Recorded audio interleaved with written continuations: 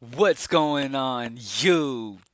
It's your boy, CamATL, and welcome back to another video. Thank you guys for joining me. As always, you know I love y'all. You know I appreciate it. Drop a like down below if you haven't already. Subscribe. Well, you probably hadn't. It just started. Subscribe to the channel if you haven't already down below, and hit the notification bell next to subscribe so it lets you know when I post my videos, all that good stuff. What was I gonna say? Comment down in the comment section who you think is gonna be the highest scoring player on DraftKings for Week 13 down below, their name and their point total for a chance to win $100. Welcome back once again. As you guys know, in the beginning of the week, we do the first look lineup where we pretty much just build a lineup and talk about the guys in that lineup. Then we come back and we do this final look video where we go position by position and we talk everybody in the player pool that we are interested in. All right? So, without further ado, let's go ahead and get straight into it. GreenlightDFS.com to join the squad. Most of you already know that, but hey, I'm used to saying it in the beginning every time. So first and foremost, I know a lot of you. You know what I mean? First things first, you guys know me. Okay, plain and simple. I've never been one to hide from how I've been doing and stuff like that because there's no reason to. You know, my Greenlight DFS is one of the biggest, is the biggest provider site in the industry. Okay, I'm what kind of person would I look like if I'm acting like I'm dominating if I'm struggling? So I'd rather be hated on and in real than fake and loved. You feel what I'm saying? So the thing is with me is I have been struggling this NFL season. You know what I mean? And a lot of people have. And it's not a lack of effort, it's not a lack of research, it's none of that. It's just is what it is. You know what I mean? That's just how this season has been. It's been frustrating. The guys in great matchups just haven't been coming through. But guess what? I'm going to continue. And just like y'all should be, if you have been struggling, continue to stay on that, that track that you do. Okay? Like, don't just be like, oh, all of this studying's not working, so I'm just going to wing it and throw something together and do that. No. Put the effort in. Okay? Majority of the time. Okay, last year when I took down $75,000, you know how much time I spent on that shit?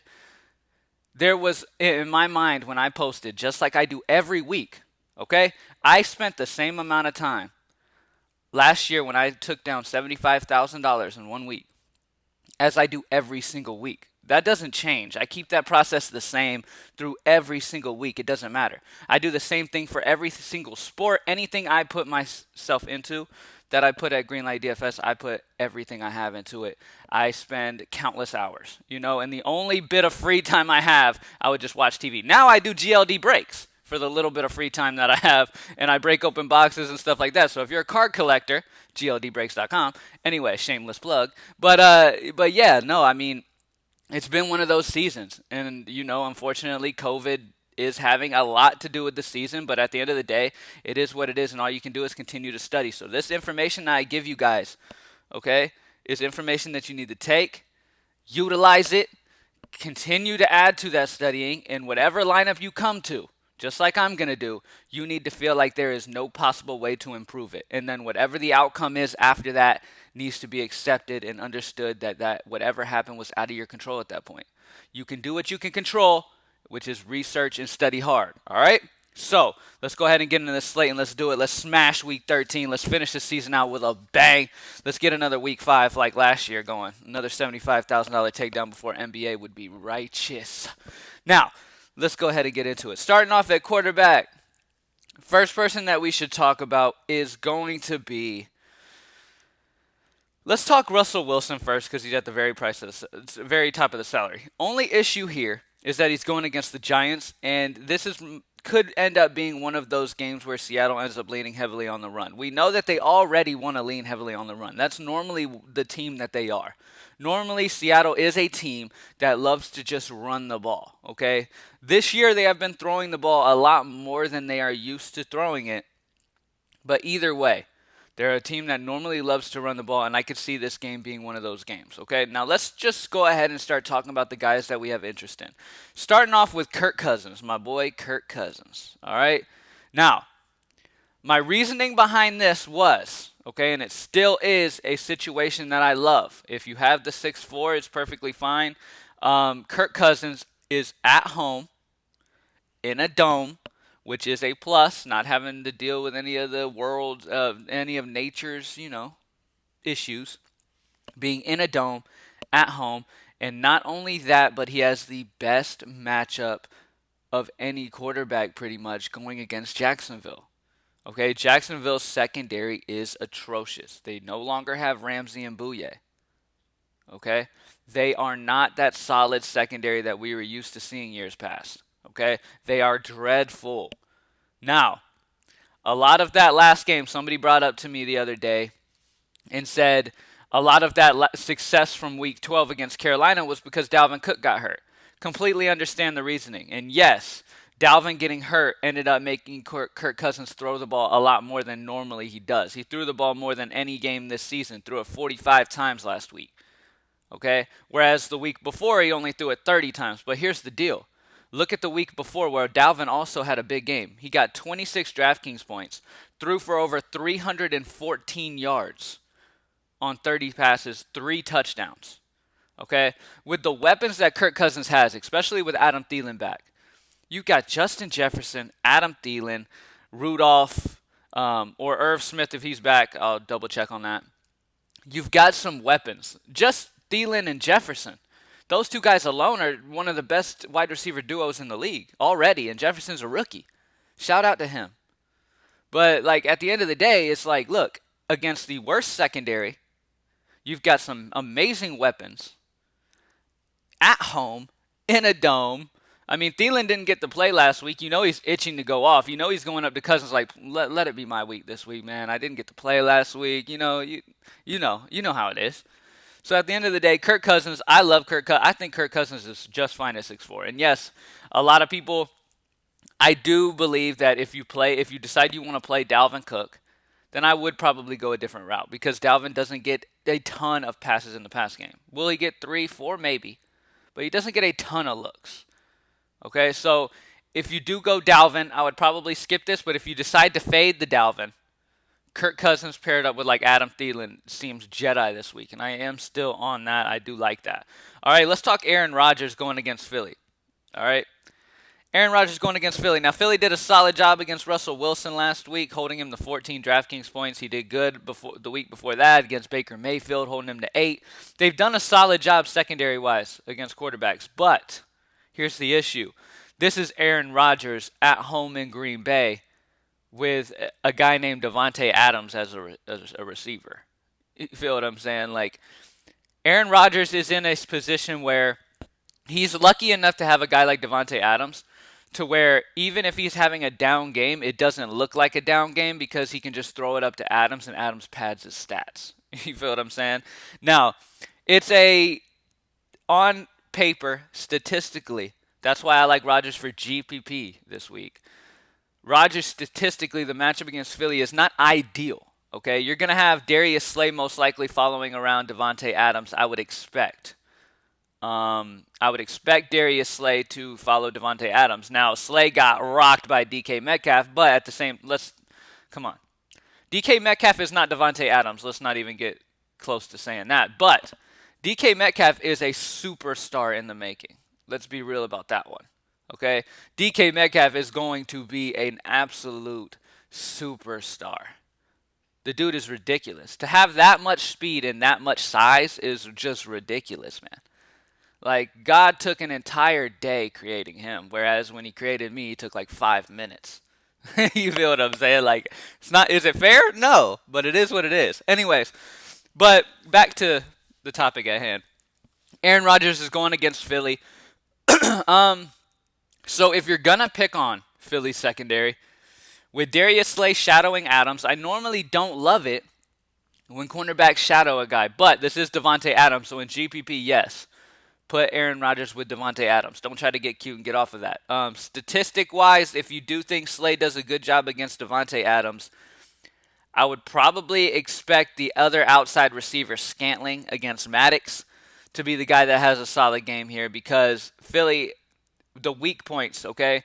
Nickel Rodney Coleman is a very solid slot cornerback who will be on Allen Lazard, okay? I would expect Scantling to be the guy who's able to create some space here. All right, but if you go Aaron Rodgers, you're going Devante Adams, so I don't know why I'm even talking about that. Anyways, Let's go ahead and get into the next guy. Let's talk about Mitchell Trubisky. All right. Let's talk about Mitchell Trubisky going against Detroit. Now, this is a sneaky situation here, man, because Mitchell is at home in Chicago going against a Detroit team that has been struggling. On top of that, earlier on this year, Mitchell got 24 against Detroit. Threw for 242 yards, 3 touchdowns. He did throw 2 interceptions, but that's something Trubisky's going to do no matter what. It seems like he throws the ball a good bit. Like, he just threw the ball 46 times last week. That is because they got destroyed by Green Bay. Now, question here is game script. Do we think that Detroit can get enough of a lead on Chicago to the point where Trubisky really has to throw the ball a ton, or is it going to be a ton of David Montgomery? And that's the part that scares me here, is because I don't think Detroit is that high-powered of an offense to put up a ton of points against the Chicago defense at home in Chicago, that I feel like Trubisky's going to have to throw 40-plus times. And normally if I play Trubisky, I want him to be behind a lot and just airing it out all game. I don't want it to become a run-heavy situation. So I am leaning David Montgomery if I had to choose between these guys. All right, now let's talk about Ryan Tannehill. Ryan Tannehill is going against Cleveland. This Cleveland secondary is just kind of middle of the pack. They are a Cleveland secondary that gave up almost 40 to Joe Burrow week 7. Tannehill is at home in Tennessee. But this is kind of another one of those. This could actually be. These Tennessee games have been shootouts. All right. It seems like a lot of these games are shootouts, and they looked really, really good against the Colts last week. I would not be surprised to see this game be high scoring and be a shootout, to be completely honest with you. Going against Cleveland, I would not be surprised. And Tannehill's only 6'2". The only issue is you always run the risk here with Tannehill that Derrick Henry ends up just dominating, and Tannehill is limited. You feel what I'm saying? Outside of that, let's see. Who else do we want to talk about? Some people have brought up Deshaun Watson to me. All right, so let's go ahead and talk about Deshaun Watson. Now, first things first, let's talk about the matchup in general. The matchup is okay. All right, the Colts defense is solid. This game is in Houston, thankfully for Watson, so it is at home in his dome. The problem is do you want to really pay 7.5 for a guy like Deshaun Watson, who, first of all, doesn't really use his legs too much? He did get 50 rushing yards against Jacksonville week 9, but outside of that, he's normally going to be maybe 20 rushing yards, maybe. So he doesn't give you a huge floor rushing-wise. He's going to have to do it through the air. He's missing one of his favorite receivers in Will Fuller. And he's going against a decent Colts defense. Now, this Colts defense did just get rocked. Yes. Okay? And they did give up 28 to Matthew Stafford week 8. But at the end of the day, this Colts D still is good. I mean, this secondary is made up of some solid cornerbacks. Xavier Rhodes, Kenny Morris the second has been doing decent in the slot. Rock Ya-Sin has been getting rocked. So if you do end up picking on the Colts, it would be with Brandon Cooks. Okay, Brandon Cooks is going to be lined up with Rock Ya-Sin a ton. You don't have Kenny, why am I blanking? Will Fuller. You don't have Will Fuller, so Brandon Cooks will be seeing a lot of Rock Ya-Sin in this one, and that is definitely interesting to me. Okay, so if you do go Watson, pair him with Cooks. If you don't go Watson, Cooks probably is still a great play, but we'll get more into him when we get to wide receivers. What other guys? Let's talk about Jared Goff, because we know that this Arizona team plays fast. It's in a dome in Arizona. Arizona will put up points. We know their offense is a very good offense, so that means Jared Goff will probably have to throw a good bit in this one. Okay, we see that the situations where they fall behind, they throw a ton. Through 61 attempts against Miami week 8. Okay? Because at the end of the day, they don't have any surefire running backs in the backfield that can rush for 100 yards each game. You know what I mean? So Jared Goff going against Arizona is a solid spot here. He's only 5'8". It's definitely interesting to me. In a dome. He's got some great weapons with Cooper Kupp, Robert Woods. These guys are solid wide receivers. He's got some solid options. If you look at the Arizona secondary, yes, they have Patrick Peterson, who most likely will be shadowing Robert Woods, I would expect. Okay, because Patrick Peterson normally will not go to the slot, so he's not going to be worrying about Cooper Kupp. So Robert Woods most likely will see a ton of Patrick Peterson. With that in mind, I do like Josh Reynolds a ton going against Dre Kirkpatrick, because Kirkpatrick's been getting targeted the most out of these cornerbacks. 25% of the time he gets targeted. Whereas Byron Murphy in the slot with Cooper Kupp gets targeted 20%. But either way, Josh Reynolds and Cooper Kupp are both targets that you can play for sure. Robert Woods being shadowed by Patrick Peterson, I don't love that. Peterson isn't the Peterson that we used to seeing, but I don't love the shadow idea there. So I am leaning Kupp and I am leaning Reynolds in their matchups here against Arizona if you do go Goff. And I do like Goff at 5'8". I really do. Let's talk Justin Herbert. Justin Herbert is at home in Los Angeles, going against New England. Now, the unfortunate thing is the dude threw over 50 times last week and only got 20 DraftKings points. When a guy throws 50 times, you're hoping for way more than that. But on the bright side, this team throws, on average, he throws over 40 times. You know what I mean? He throws the ball a ton. So I do like Justin Herbert going against New England. I'm expecting New England to hone in on Keenan Allen. So if you want to be sneaky and go Herbert paired up with Austin Eckler, you can. I will say that once again. Him or Hunter Henry. I will say that once again. Also, on that Clipper wide receiver core, a solid sneaky option is Jalen Guyton.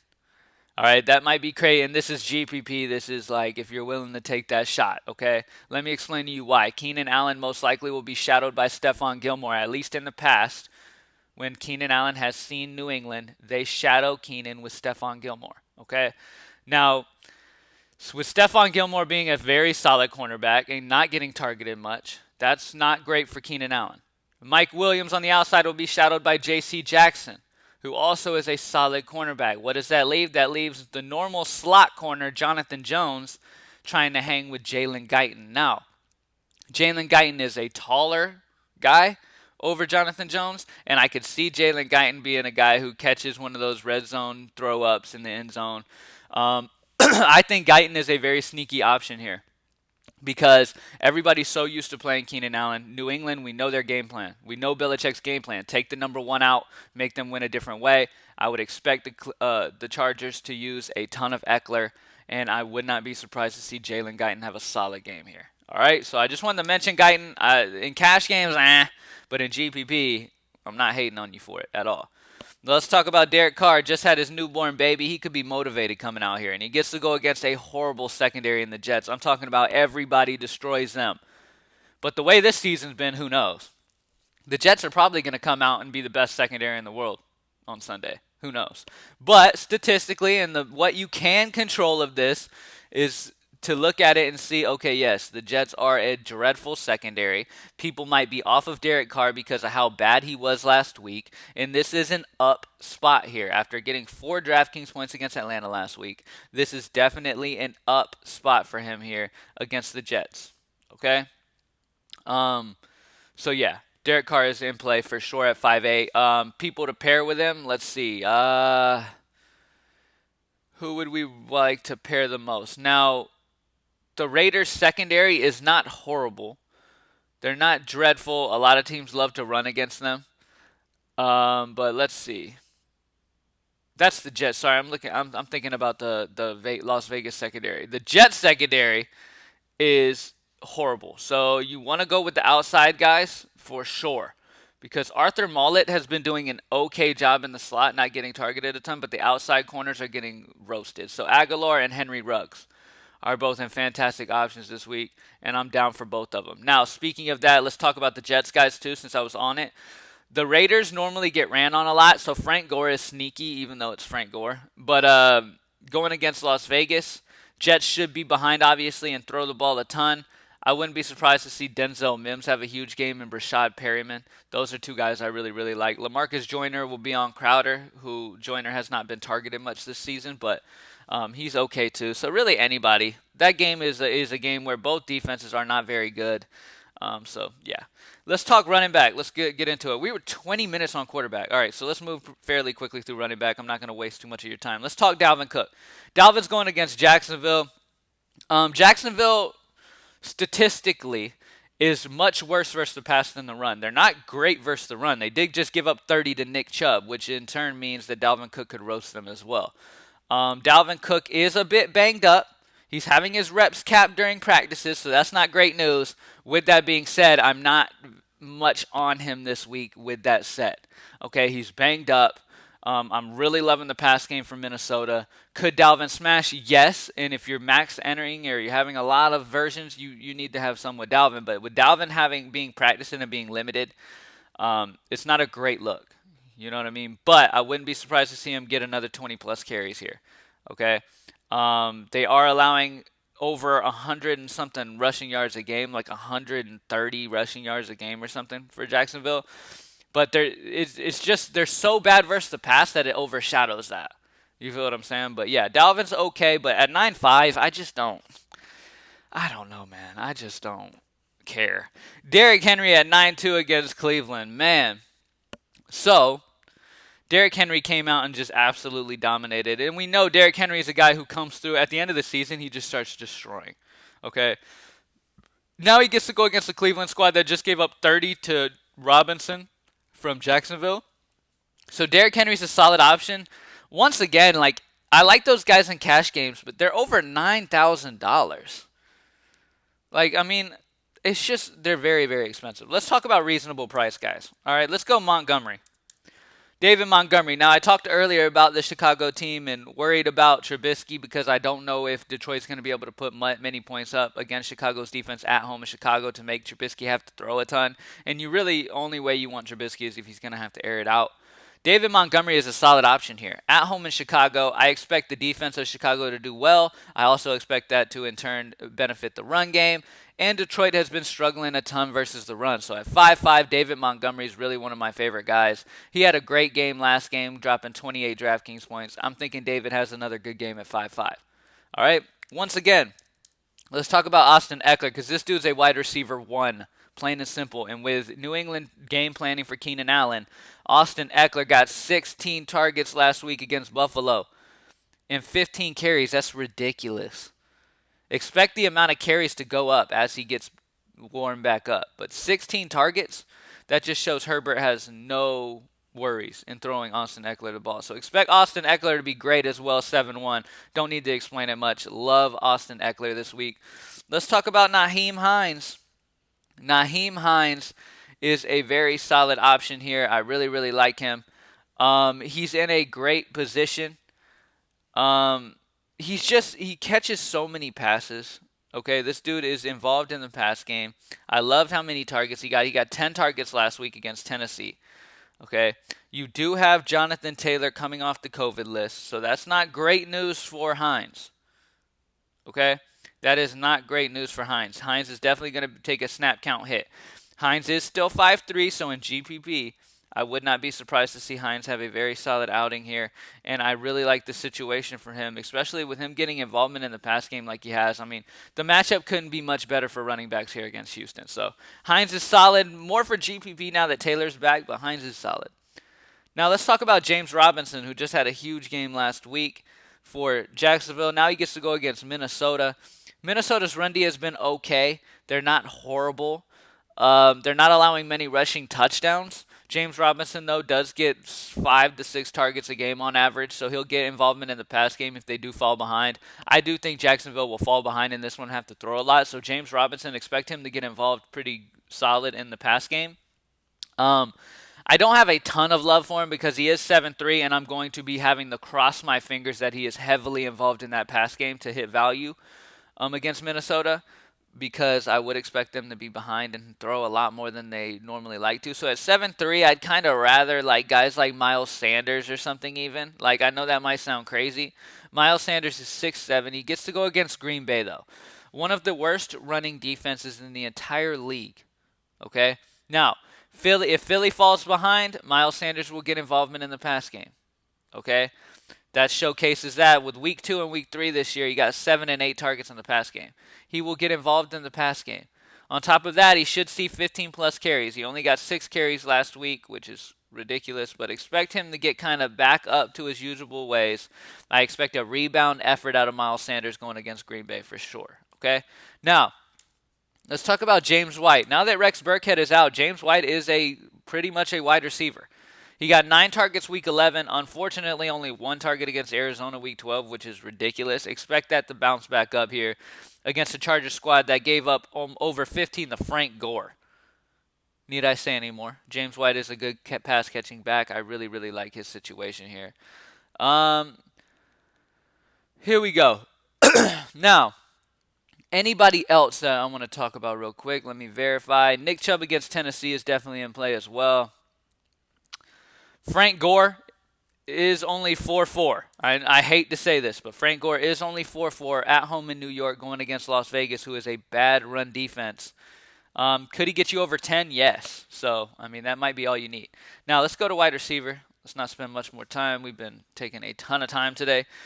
At wide receiver, first and foremost, I talked about the Rams wide receivers. I do like the Rams wide receivers against Arizona. I like Cooper Kupp the most, and I like Reynolds a lot. Robert Woods on the outside against Patrick Peterson. Now, Woods has been destroying, and he's been having a great season, and I think he is also still playable. I don't think Patrick Peterson is a guy that you have to completely fade, okay? But I do, with Patrick Peterson being on Woods, I do think that bumps up Kupp and Reynolds a tad bit. But I wouldn't be surprised to see Reynolds smash. Woods smash. He's got 15 targets and 12 targets the last 2 games. Crazy amount of targets in this. And this is a fast-paced game against Arizona in a dome. Robert Woods is fine at 5'9". Justin Jefferson and Adam Thielen. Obviously, I love both of those guys for Minnesota going against this bad secondary of Jacksonville. Both those guys are going to absolutely eat this week. Let's talk about A-Rob. Allen Robinson. Now, the only issue here is that will Chicago be down enough to be throwing a ton and make Allen Robinson worth it? Allen Robinson is getting a ton of targets like he normally does. 9 targets, 13 targets last week with Trubisky back and 2 touchdowns. Trubisky being back is a good bump to Allen Robinson. Robinson is in play, but at 6'7", I'm probably going to reserve him only for GPP. Devante Parker. Devante Parker at home in Miami going against Cincinnati. This is a great opportunity here. He got 14 targets last week and over 100 yards. Devante Parker is a great option against Cincinnati this week. Cincinnati's secondary is not very good. Parker will be shadowed by William Jackson, who is the better cornerback for Cincinnati. So the best matchup on the board for Miami is Jakeem Grant going against LaShawn Sims, who has been absolutely getting burned this season. So LaShawn Sims is a fantastic Jakeem Grant is a fantastic option. Devante Parker with William Jackson on him is still in play, but he does get a slight of a bump down, okay? A.J. Brown. Let's talk some A.J. Brown. A.J. Brown is questionable. He missed practice on Thursday. Pay attention to it. Obviously, I would expect it kind of to be more of like a maintenance thing and him to be in and play. Going against Cleveland, Cleveland has done a solid job against wide receivers. They have not been too bad. Let me check it out. A.J. Brown's going to be going against Terrence Mitchell, who has been doing a decent job. The main part you want to target here is slot, so Adam Humphries could be real sneaky for Tennessee this week, but A.J. Brown is solid. It's just that price, man. These guys are really priced up this week. We don't have a ton of, amazing value. Let's talk about value-wise. Let's talk about Brashad Perryman, though. Brashad Perryman, okay? He is questionable. He was limited again on Thursday. Pay attention to that because if he does play, he's going against Las Vegas, who I talked about before. We started talking about before. These cornerbacks have done an okay job, but the guy who has struggled is Arnett, giving up almost 0.4 fantasy points per route ran. So Brashad Perryman will be seeing a lot of him. Perryman and Mims on the outside are both playable. Perryman's only 3.9, so great option. Let's go Michael Pittman, because I think this game could end up being a solid game in a dome here, especially if you go Cooks and Watson. Running back with Pittman makes sense. Pittman's been getting some solid targets in this offense. He got 9 targets last week. Only 2 catches, but he did get the targets.